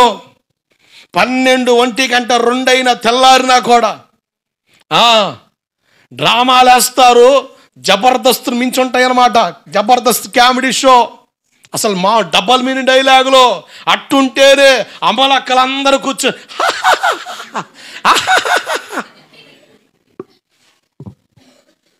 ఇంట్లో ఒకడు ఉంటాడు, లోడ్ అయి ఉంటాడు, ఇంటికి రాని మూతిపళ్ళు రాళ్ళ బీగుతాడు. పండగ సరిపోయింది మనకి. ఏమండి, ఆనాడు ఇశ్రాయేలు ప్రజలు ఎలాగైతే దేవుని దుఃఖపెట్టారో, ఈరోజు కూడా దేవుని ప్రజలుగా పిలబడుతున్న మనం ఆయన దుఃఖపెడతానే ఉన్నాం. క్రిస్మస్ అంటే అలంకరించుకునే పండగ కాదు. ఏ పండగ కాదు? It's not the decoration festival. Don't decorate your self also. నిన్ను నువ్వు డెకరేట్ చేసుకునే పండగ కాదు ఇది. పండగ క్రిస్మస్ అంటే డెకరేషన్ ఫెస్టివల్ అయిపోయింది. డెకరేషన్ చేస్తున్నారు ఇల్లు, వాళ్ళు కూడా డెకరేషను. ఏంటి? చెవులకి పెద్ద ఏడదాకా ఏలాడాలా, ఎట్టంటే తోడపిల్ల కూగినట్టు హోగాలా. సందర్భాన్ని బట్టి చెప్తున్నాను. ఇశ్రాయేలు బంగారం వేసుకున్నారు. ఏం వేసుకున్నారు? ఒంటి నిండా బంగారం ధరించుకున్నారు. దేవుడు ఏమన్నాడు చూడండి. అదే నిర్గమాకాండం 33వ అధ్యాయం 3వ వచనం అలాగే 5వ వచనం. ఉన్నది చెబితే ఊడి పడతాం ఏంటి? ఉన్నది చెబితే నువ్వు ఊడిపడ్డా జారిపడ్డా ఉన్నది నేను చెప్పాలి. సత్యం మనల్ని స్వాతంత్రులుగా మారుస్తుంది. ఆమేన్. కొన్ని వాక్యాలు మింగుడు పడవు, కానీ వాస్తవా వినే కొలది దేవుని వాక్యం ఆ విషయంలో మనల్ని ఆక్రమిస్తుంది. అంతే. దేవుడికి స్తోత్రం కలుగునుగాక. ఆటోమేటిక్గా మనలో ఉన్న లోపాలు బలహీనతలు తొలగిపోతాయి. వినడానికి ఇష్టపడలేదనుకోండి, అవే టెస్ట్ చేసుకొని ఉంటాయి నీలో. అందుకనే నేను నేర్చుకున్న సత్యం ఏంటంటే, వాక్యం వాస్తవం అయితే దాన్ని వినడానికి ఇష్టపడు, అంగీకరిస్తే తర్వాత సంగతి. వినడానికి ఇష్టపడు, అసలు ముందలు వినడానికి ఇష్టపడు. అలా వినే కొలది నీ అంతరంగం దేవుని వాక్యమే పరిపాలించడం ప్రారంభిస్తుంది. ఒక రోజున నీకు తెలియకుండానే ఆ వాక్యానికి అప్పగించుకుంటావు. దేవుడికి స్తోత్రం కలుగునుగాక. నాకు నచ్చిన మాట, సత్యం మనలను స్వతంత్రులుగా మారుస్తుంది. అంతే. సత్యానుకున్న బలం అది. చూడండి 33వ అధ్యాయం 3వ వచనం అలాగే 5వ వచనం. మీరు లోబడనొల్లని ప్రజలు గనక నేను మీతో కూడా రాను, త్రోవలో మిమ్మల్ని సంహరిస్తానేమని మోషేతో చెప్పాను. దేవుడు అంటున్నాడు, మీరు లోబడని ప్రజలు. 32వ అధ్యాయంలో గందరగోళం అయిపోయింది. మోషే గారు దేవుని దగ్గర చేరి ప్రార్థన చేస్తుంటే నేను రాను. ఇప్పుడు అట్లా గందరగోళం 32వ అధ్యాయం చేసినందుకు దేవుడు సంతోషపడ్డా, దుఃఖపడ్డా? ఈరోజు క్రిస్మస్ పేరు చెప్పుకొని దేవునికి స్థానం లేకుండా, దేవుని ఆరాధించకుండా, దేవునికి అవకాశం ఇవ్వకుండా, నీ సొంత ఇష్టాలు, నీ సొంత ఆనందాలు నెరవేర్చుకోవడం కొరకు పండగ వాతావరణంలో కూర్చుంటే దేవుడు ఇలాగే చెబుతాడు, నేను వీళ్ళతో రాను. ఇప్పుడు చెప్పండి, ఇటువంటి ఆకర్షణలకి, ఇటువంటి సెట్టింగ్స్లోకి వచ్చే మందిరాల్లోనికి దేవుడు వస్తాడా, పక్కెళ్ళిపోతాడా?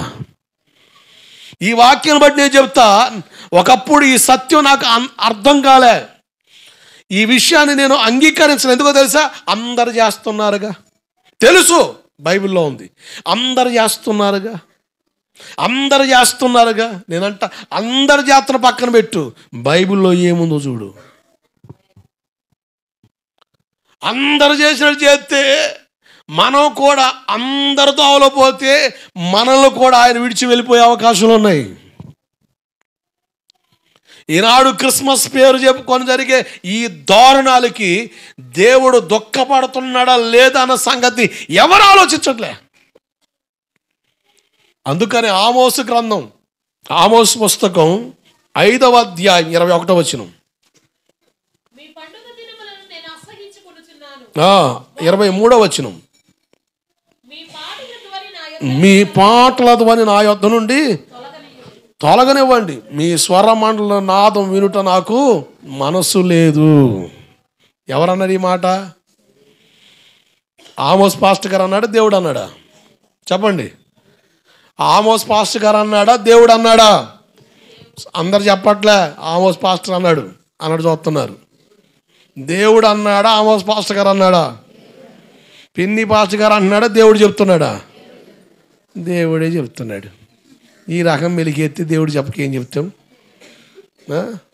అంత కష్టం కూపుతున్నారని తలకాయలు. మీ పండగలు నేను అసహించుకున్నాను. కారణం ఏంటి తెలుసా?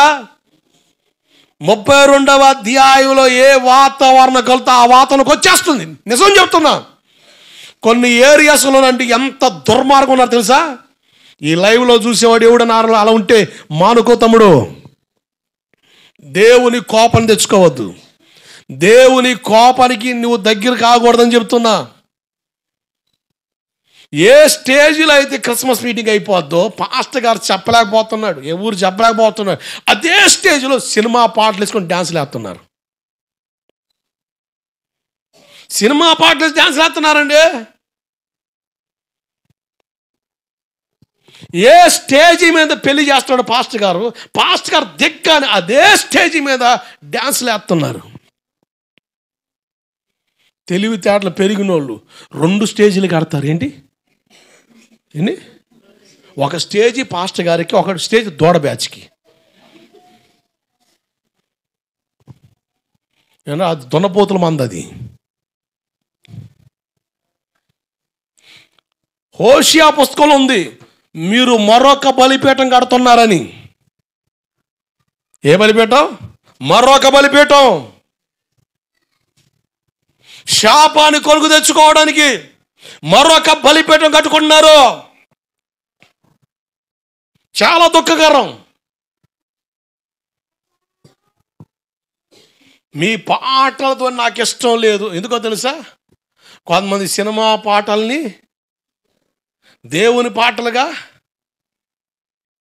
మసగ మసగ చీకటిలో యేసయ్య రాకడలో నీకు మనసైనది దొరుకుతుంది. అమ్మా వాడ అంటావా ప్రభువ, అంటావా? మూతి పళ్ళు రాళ్ళ బీకేవాళ్ళు లేక అని ఇంకేం పాటలు దొరకలేదు నాయన నీకు. క్రైస్తవ సమాజం అసలు పాటలే లేవా బాబు? ఎంత దారుణమవుతున్నారండి జనం. మరీ బొత్తి క్రైస్తవ పాలెల్లో అసలు ఆ నిజం చెప్పాలంటే ఒక పాస్టర్గా చచ్చినట్టు ఉండాల్సి వస్తుంది కొన్ని సందర్భాల్లో.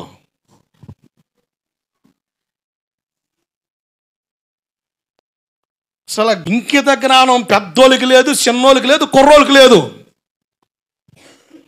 శాపాన్ని తెచ్చుకొని పరిధుల్లోకి వెళ్ళిపోతున్నారు. జాగ్రత్త.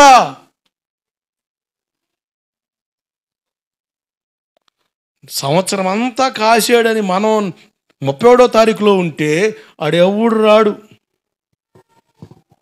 వాగ్దానానికి వచ్చి లాక్కుని వెళ్ళిపోతారా?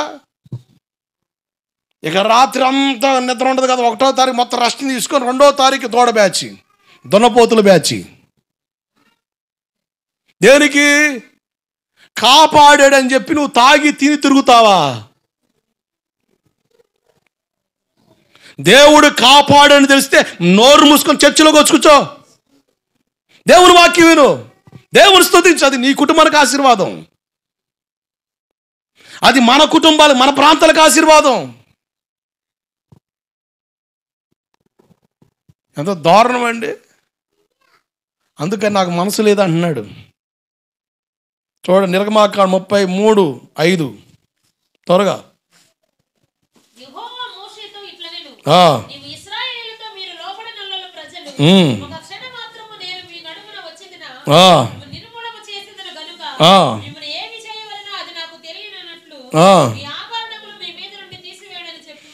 అసలు నాకు మనసు పని చేయట్లేదు.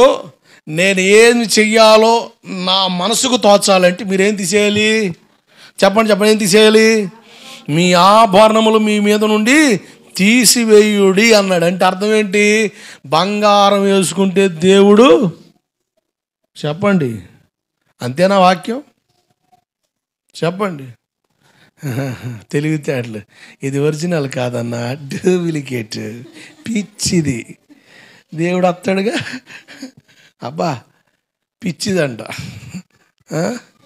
పిచ్చి బంగారంలే అన్న. దేవుడు బంగారం ఎందుకు ఇచ్చాడో తెలుసా? సేవకులమైన మాకు కూడా గమనానికి రావట్లే. అందుకని 2 చేతులకి ఉంగరాలు, సైను, ఏంటి బ్యాచ్ లైటా ఆ టార్చ్ లైట్లు మనకు తెలియలే. అక్కడ దాకా పోలే మన బతుకు. ఈ విచిత్రం. అబ్రాహాముకి బంగారం ఉందా? బైబిల్లో ఉన్న అబ్రాహాము గారికి బంగారం ఉందా? వెండి ఉందా? చూడండి, ఆదికాండం 13వ అధ్యాయం 1-2 వచనం చూడండి.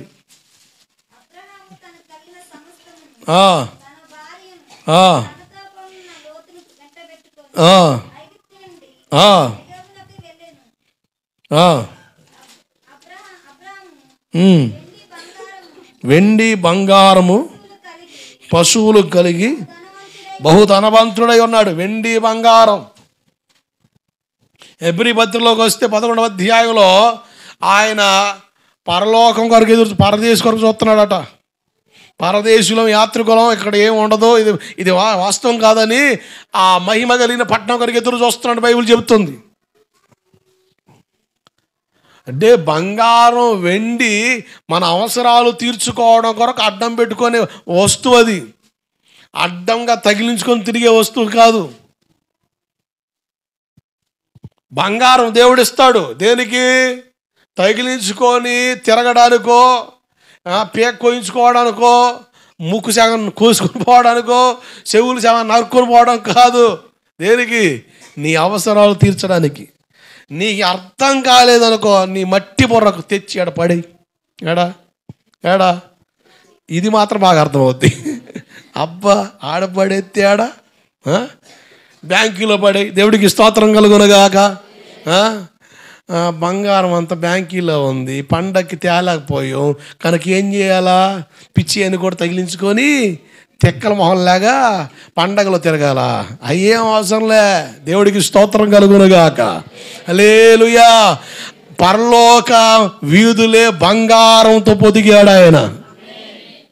పరలోకంలో ఉన్న రోడ్లు దేంతో పొదిగాడు? బంగారంతో పొదిగాడు. ఇక్కడ బంగారం వేసుకొస్తే అందరూ మొన్నే చేయించాడు మా ఆయన. ఎక్కడ లేని పోజు, ఫీజులు పోయి మొహానికి మొన్నే చేయించుకున్నా. పంట చేతికొస్తే ఎంత చేయించుకుని బాగుందా కాత్రం చూసుకో బలి అవుతున్నారే అంటే ఇదంతా స్టోరీ మందేనమాట. స్తోత్రం కలుగునగాక. మించిన ఆనందం ఉండదుగా, ఇదొక ఆనందం. ఏమండి ఏడా అట్టుంటాం. నేను అంటాను, అదే బంగారం వేసుకొని అదే స్టిల్తో అదే పోస్తా పరలోకం మీద కూర్చో నవ్వుతారు అందరూ. అక్కడ ఉన్న అందరూ తెక్కలు ఉంది. బంగారం పరలోకం మట్టితో సమానం. దేవుడికి స్తోత్రం కలుగునగాక. అంటే నువ్వు తగిలించుకున్నది ఏంటో సమానం? మట్టితో సమానం. ఎక్కడ నువ్వు వ్యాలీ తెగ ఫీల్ అవుతాడు, ఏం లేదు. బంగారం లాంటి యేసులో మనకుండే చాలు. దేవుడికి స్తోత్రం కలుగునగాక. జాగ్రత్త పిల్లారా. ఈ లేవీయుల విషయంలో దేవుడు కలగ చేసుకోవడానికి ప్రాముఖ్యమైన విషయం ఒకటి చెప్పి నేను ముగిస్తా. నిర్గమాకాండం 32వ అధ్యాయం 26వ వచనం. నిర్గమాకాండం 32:26. అసలు లేవీయులు దేవుని ఏర్పాట్లోకి ఎట్టొచ్చారు. వీళ్ళు దుర్మార్గులు, కోపిస్తులు, నరహంతకులు. వీళ్ళు దేవుని లెక్కలోకి ఎట్టొచ్చారో చూడండి.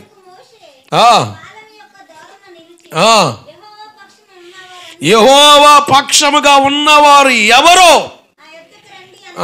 అనగా లేవీలందరూ అతని యొద్దకు కూడి వచ్చారు. గట్టిగా చప్పట్లు కొడుతూ స్తోత్రం చెబుదాం. హల్లెలూయా. వీళ్ళు ఎంత గందరగోళంలో ఉంటే మోషే గారు వచ్చి అహరోన్ పాస్టర్గా నడుస్తాడు. ఎందుకు వదిలేసే వీళ్ళట? నిజమండి, కొన్ని సార్లు మేము సౌండ్ బ్రేక్ అవ్వాల్సి వస్తుంది. కారణం ఏంటి తెలుసా? అహరోన్ పాస్టర్ గారు అంటే వీళ్ళు దుర్మార్గులు, మోషే గారు వీళ్ళు దుర్మార్గులు.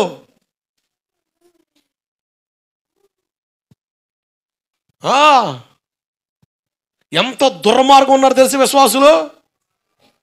వాళ్ళు అనుకున్న హామీల ప్రకారం పాస్టర్ గారు లేకపోతే పాస్టర్ మార్చేద్దాం, లేకపోతే ఆ చర్చికి వెళ్ళేది లేదు. పాస్టర్ మార్చే పని ఉందా?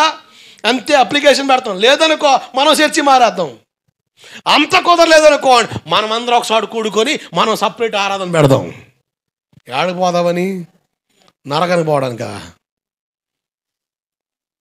పనికిమాల ఆలోచనకి పనిగట్టుకొని ఆలోచిస్తావే కానీ ప్రయోజనకరమైన దానికి నీవు ఆలోచన చేయకపోతే నష్టపోతావు. అహరోన్ చెబుతున్నాడు. చాలా మటుకండి నేను చెబుతున్నానండి, మోషేలాగా అంత నిర్దిష్టంగా మేము ఉండలేకపోతున్నాం. అహరోన్ లాగా ఉండిపోతున్నాం. అహరోను సేవే చేస్తున్నాం మేము. మోషే గారు అట్లేడు. దేవుని పక్షాన ఎవరు పక్కనండి అనగానే 12 గోత్రాల్లో లేవి గోత్రికులు అందరూ యెహోవా పక్షాన్ని నిలబడ్డారు. దేవుడికి స్తోత్రం కలుగునగాక. హల్లెలూయా. దేవుని పక్షాన్ని ఎవరనగానే దేవుని పక్షం నిలబడగలవా? సాకులు చెప్తావా?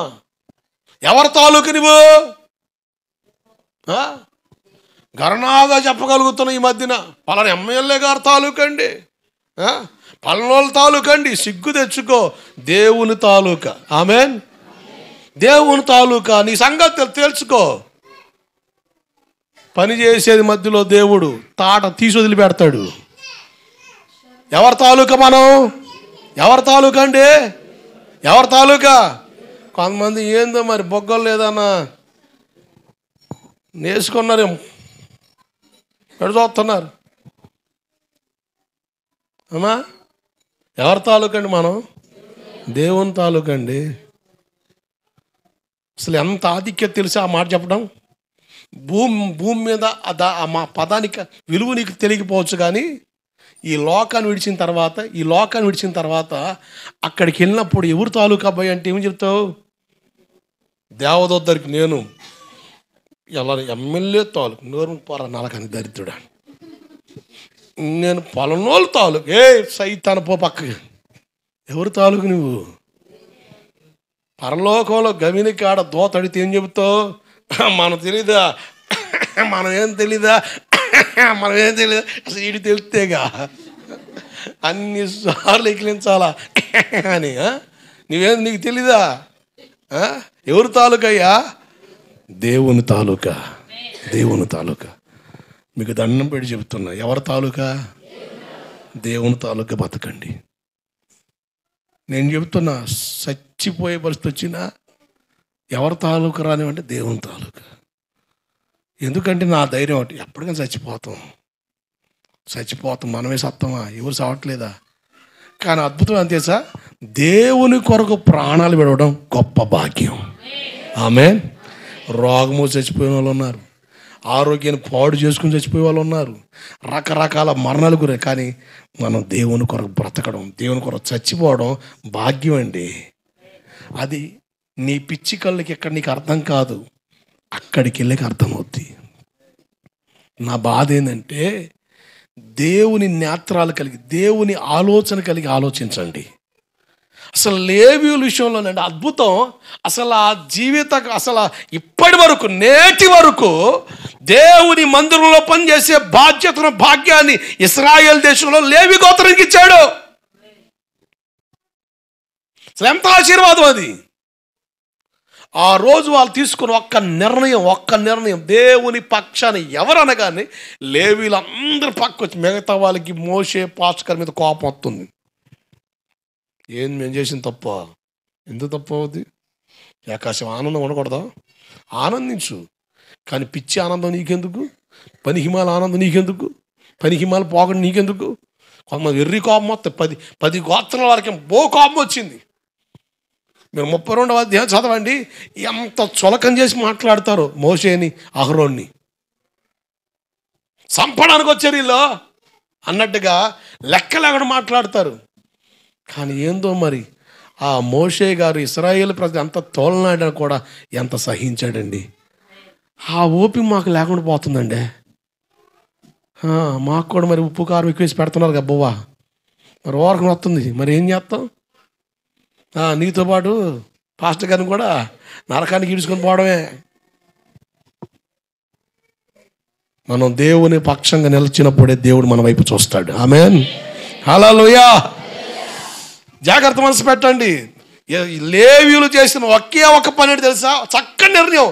దేవుని పక్షాన 10 మంది పక్క నిలబడితే దేవుని పక్షాన్ని నిలబడడం ద్వారా లేవి గోత్రానికి దేవుడు గొప్ప భాగ్యాన్ని ఇచ్చాడు. నువ్వు దేవుని పక్షం అనుకో, దేవుని సన్నిధిలో నిలిచే భాగ్యం దేవుడిస్తాడు. నువ్వు దేవుని పక్షం అనుకోండి, నిత్య రాజ్యంలో నిలిచే భాగ్యాన్ని దేవుడిస్తాడు. ఆ నిత్యత్వం నిలిచే భాగ్యం దేవుడు నీకు ఇస్తాడు. అది దేవుని పక్షమైతేనే. మనం దేవుని పక్షం నిలబడడం ఆశీర్వాదం. కొన్ని సందర్భాల్లో నీ భర్త ఒప్పుకోవచ్చు, నీ పిల్లలు ఒప్పుకోవచ్చు, నీ భార్య ఒప్పుకోవచ్చు, కానీ దేవుని పక్షాన్ని నిలబడే విషయంలో న్యాయబద్ధంగా మనం నిలబడితేనండి దేవుడు మన తరాన్ని దీవించేస్తాడండి. దేవునికి వేరుగా ఉండి మనం ఏమి పోగు చేసుకోలేము. ఒకవేళ పోగేసుకున్నా అది శాపంగా ఎంచబడుద్దేమో కానీ, శాపంగా మారుద్దేమో కానీ దీవెనకరమైన జీవితాలు మనం చూడలేము. లేవీలు చేసిన ఒక చక్కని పని అదే. నేను ఇంతటితో ముగించాలనుకుంటున్నా. ఈరోజు నీ మనసులోకి తీసుకురావాల్సిన విషయం, లేవీయుల్ని దేవుడు కోరుకోవడానికి రీజన్ ఒకటి, వాళ్ళు దేవుని పక్షం నిలబడ్డారు. కొన్ని సందర్భాల్లో దేవుని పక్షాన్ని నిలబడవలసి వచ్చినప్పుడు నిలబడాలి, సేవకుని పక్షాన్ని నిలబడవలసి వచ్చినప్పుడు నిలబడాలి, సంఘం పక్షం నిలబడాల్సి నిలబడాలి. ఏ విషయాల్లో? పన్నికిమాల విషయాల్లో అయితే కాదు. పన్నికిమాల విషయాలు అయితే తీసి పక్కన పెట్టే, అంతే. ఉపయోగం లేని విషయాలు అవి. పనికిమాల విషయంలో సేవకుడు పక్షం అయితే అవసరంలే, పనికిమాల విషయం అయితే అవసరంలే. అది ప్రయోజనకరమా, వాస్తవమా, ఉండాల్సిందేనా, ఉండాలా, అది క్రమంలో నాటబడిందా, నిలబడు. నేను విడిచిపెట్టడు దేవుడు. మనం దేవుని ప్రతినిధులుగా బ్రతకాలి. మనం దేవుని పత్రికలం అని బైబిల్ సెలవిస్తుంది. దేవుని పక్షం నిలబడిన లేవి జీవితంలో దేవుని ఆశీర్వాదం చూసి శాపం విరిగిపోయిందండి. నాకు లేవి సంతతి గురించి చదివినప్పుడు కొత్తలో ఈ ప్రత్యక్ష నాకు అర్థమైనప్పుడు ఏడ్చా దేవుని దగ్గర. ఎంత భాగ్యం ఇచ్చో మనిషికి. ఒక చిన్న నిర్ణయం నేటి వరకు ఆశీర్వాదం తీసుకొచ్చేసింది. ఒకవేళ ఆ 12 గోత్రికులు లేవీలు కూడా అలాగే ఉండిపోయి ఉంటే దేవుడు ఏం ఆలోచన చేసేవాడు. ఒకసారి మోషేతో అంటాడు, పక్కకు వచ్చే మోషే, వీళ్ళతో నేను తట్టుకోలేకపోతా, చంపేస్తా వీళ్ళని, చంపేసి నీ గర్భాన పుట్టిన ఆ సంతానాన్ని ఒక వంశంగా మారుస్తా, ఒక దేశంగా మారుస్తానని మాట్లాడుతుంటే అదే ప్లేస్లో మేముంటే థ్యాంక్ యూ లార్డ్, నిజమే ప్రభు, నేను కూడా సహించలేకపోతున్నా, చెప్పలేకపోతున్నా, విసుగొచ్చేస్తుంది, చెప్పేది ఒకటి చేసేది ఇంకోటి అవుతుంది. నిజం ప్రభు, నేను కూడా భరించలేకపోతున్నానయ్యా, 30 సంవత్సరాల నుంచి చెప్పి చెప్పి చెప్పి సాలిపోతున్నానయ్యా, నీకు వందనాలయ్యా, ఆ పని త్వరగా చేయనాయనని చెప్పేవాళ్ళేమో. కానీ మోషే ఏమన్నాడు తెలుసా? అట్లా చేయొద్దు ప్రభు, నువ్వు అలా చేస్తే వాళ్ళ దేవుడు వాళ్ళని నమ్మించి తీసుకెళ్ళి చంపేశాడు అంటారు, నీకు అవమానం, అది నీకు నా మరదది, చేయొద్దు, నాకు అటువంటిది వద్దయ్యా, నాకొద్దు. ఇజ్రాయేలు విషయంలో నువ్వు కలగ చేసుకొని ఏడ్చాడు. ఒకవేళ వాళ్ళ పాప నువ్వు ఎంచుకుంటే, వాళ్ళ పాప నువ్వు దృష్టిస్తే, ఆ దృష్టించి వాళ్ళ విషయంలో నువ్వు ఎట్లాగే ఉంటే నా పేరు జీవ గ్రంథంలో నుంచి కొట్టేసి అంటాడు. చాలా అద్భుతమైన ప్రార్థన అండి. ఇటువంటి విషయాలు చదివినప్పుడు ఏడుపు తప్ప మరొక మిగడలేదు. అసలు భక్తులు దేవునితో ఎంత అనుసంధానం అయిపోయారండి వాళ్ళు. ఇంకా ఆయనకి సమీపంగా రాలేకపోతున్నాం, సంవత్సరాలు దొరికిపోతున్నాయి, ఆయన్ని సమీపించలేకపోతున్నాం. కారణం పాపం వల్ల ఈడ్చుకొని బయటికి వెళ్ళిపోతుంది, కానీ ఆయన సమీపించలేకపోతున్నాం. ఈ నెల ముగిస్తే ఈ సంవత్సరం ముగిసిపోద్ది. మరొక 2024 సంవత్సరం నీ జీవితంలో చూడలేవు. ఒక దైవజనుడిగా చెబుతున్నాను, దేవుని పక్షం నిలబడి బ్రతుకుతాం, దేవుని పక్షం నిలబడతాం. నిందలైన, బాధలైన, శ్రమ అయినా, ఖడ్గమైన భరించు దేవుని కొరకు. నీ భర్తే నేను కర్కశంగా ఇబ్బంది పెట్టినా దేవుని కొరకు నీతిగా బ్రతుకు. దేవుడు నీ పిల్లల్ని దీవిస్తాడు, నీ గర్భాన్ని దేవుడు ఆశీర్వదిస్తాడు. నీ తోటి వాళ్ళని హింసించినట్టుగా మాట్లాడినా, వేధించిన మాట్లాడినా, గుచ్చి మాట్లాడినా సహించు దేవుని కొరకు. దేవుని కొరకు కట్టబడి బ్రతుకు. నేను అంటాను, నువ్వు దేవుని పక్షం నిలబడితే నీ తర్వాత తరాన్ని దేవుడు ఆశీర్వదిస్తాడు. ఇంతకు మించిన ఆశీర్వాదం, ఆస్తి మనం ఏమివ్వగలం పిల్లలకి? నువ్వు సంపాదించిన సంపాదన నీ పిల్లల చేతులు పెట్టి నువ్వు వెళ్ళిపోతావు. తర్వాత అది వాళ్ళు అనుభవిస్తారో లేదో తెలియని పరిస్థితులు. ఈరోజు గందరగోళం ఉంది సమాజం. ఒక దైవజనుడిగా, ఒక ఆత్మీయ తండ్రిగా నీ క్షేమం కోరే వ్యక్తికి చెప్తున్నాను, దేవుని ఆశీర్వాదాన్ని మన పిల్లలకి ఆస్తిగా పంచిపెడదాం. దేవుని ఆశీర్వాదాన్ని నీ పిల్లలకి ఆస్తిగా పంచిపెట్టు. నేను చెబుతాను, రికార్డు రాసుకో, నీ తరాన్ని దేవుడు దీవెనకరంగా మార్చేస్తాడు. లేవీలు మనకు కనబడుతున్నారు సాదృశ్యంగా. లేవి గోత్రాన్ని చూడండి. తండ్రి అంటాడు వీళ్ళు శపించబడిన వాళ్ళు, కోపిష్ఠులు, వీళ్ళు శపితానికి గురైన వాళ్ళు, వీళ్ళు నరహంతకులు అని చెప్పి తండ్రే విమర్శించి విసిగిపోయే శపిస్తే దేవుడు వాళ్ళని గుండెల్లో చేర్చుకున్నాడు, ఆయన గుడిలో చేర్చుకున్నాడు, ఆయన ఒడిలో చేర్చుకున్నాడు. ఎంత ఆశీర్వాదం అండి! ఈ భాగ్యం నీకు నాకు కూడా ఉంది. ఎప్పుడో తెలుసా? మనం దేవుని పక్ష నిలబడినప్పుడు మన కుటుంబాలకి మనం దేవుని ఆశీర్వాదాన్ని ఆస్తిగా ఇచ్చేయి. అలాగని ఏమి సమకూర్చుకోవద్దా? సమకూర్చుకోవడం తప్పని బైబిల్ చెప్పట్లేదు. నీ బాధ్యత. తండ్రి పిల్లలకు ఆస్తిని ఇవ్వాలని బైబిల్ చెబుతుంది. పిల్లలకి ఆస్తి ఇవ్వకుండా వాడే నాశనం చేసేస్తే దేవుని దృష్టిలో అతడు యోగ్యమైన తండ్రి కాదు. నేనంట అంతకంటే ఆశీర్వాదం దేవుని ఆశీర్వాదం, దేవుని ఆశీర్వాదం. దేవుని సన్నిధిలో నిలబడు, ఆదివారం దేవుని సన్నిధిలో కనబడు, దేవుని ఆశీర్వాదం పొందుకొని వెళ్ళు. నీ పొలంలో అడుగు పెట్టినా, నీ ఇంట్లో అడుగు పెట్టినా, నువ్వు ఎక్కడ పెట్టినా దేవుడు దాన్ని దీవెనకరంగా మార్చేస్తాడు. దేవుడు దాన్ని దీవెనకరంగా మారుస్తాడు. ఒక తండ్రిగా చెబుతున్నాను, మన ఆశీర్వాదమే మన పిల్లలకి ఆస్తిగా మారినప్పుడు నీకున్న కొద్ది దాన్ని దీవెనకరంగా మార్చేస్తాడు. అట్టి కృప దేవుడిచ్చునుగాక. మోకరించని ప్రార్థన చేద్దాం. త్వరితంగా దేవుని సహాయాన్ని కోరుకుందాం. నిజమే ప్రభువా, నీ ఆశీర్వాదం ఎంత గొప్పది నాయన. ఒక శపించబడిన జాతిని దీవెనకరంగా మార్చేసిన ఆశీర్వాదం, ఒక శపితమైన జాతిని ప్రయోజనకరంగా మార్చిన ఆశీర్వాదం నాయన. నిజమే, నీ ఆశీర్వాదం నుండి బ్రతకడం దీవెన. ఒక్క మాట చెప్పు ప్రభా, నీ పక్షాన్ని నిలబడతానయ్యా, నీ కొరకు నిలబడతానయ్యా. నా భర్తను గేలి చేసినా పర్వాలేదు, నా పిల్లలను అవమానపరిచిన పర్వాలేదు, నా ఇంట్లో వాళ్ళను ఇబ్బంది పెట్టినా పర్వాలేదు నాయన. నీ పక్షాన్ని నిలబడడం నాకు ఆశీర్వాదం. నా పిల్లలకి దీవెన, నా భర్తకు దీవెన, నా పిల్లలకి ఆశీర్వాదం. నిజమే తల్లి, మనం దేవుని పక్షంగా నిలబడ్డం అయ్యా వాస్తవం. మనం దేవుని పక్షాన్ని నిలబడ్డం ఆశీర్వాదం. మనల్ని తృణీకరించవచ్చు, గేలి చేయొచ్చు. ఏందిరా దేవుడా దేవుడని దేవుడెత్తావు, నీకేమొద్దా? వాడికి అర్థం కాక చెప్పే మాట అది. నీకు అర్థమైందా? దేవుని స్తుతించు, కలవరపడవద్దు, కృంగిపోవద్దు, నిరాశపడవద్దు. దేవుని ఆశీర్వాదాన్ని పొందిన పాత్రగా, దేవుని ఆశీర్వాదాన్ని పొందిన వ్యక్తిగా మార్చబడు. నీ కుటుంబంలో నీ తరానికి దీవెనకరమైన వ్యక్తిగా మారు. అయ్యా నీకు వందనాలు చెల్లిస్తున్నాను. అడుగు, ఒక్క మాట దేవుని అడుగు. ప్రభువా కనికరించు, ప్రభువా సంధించు నాయనా.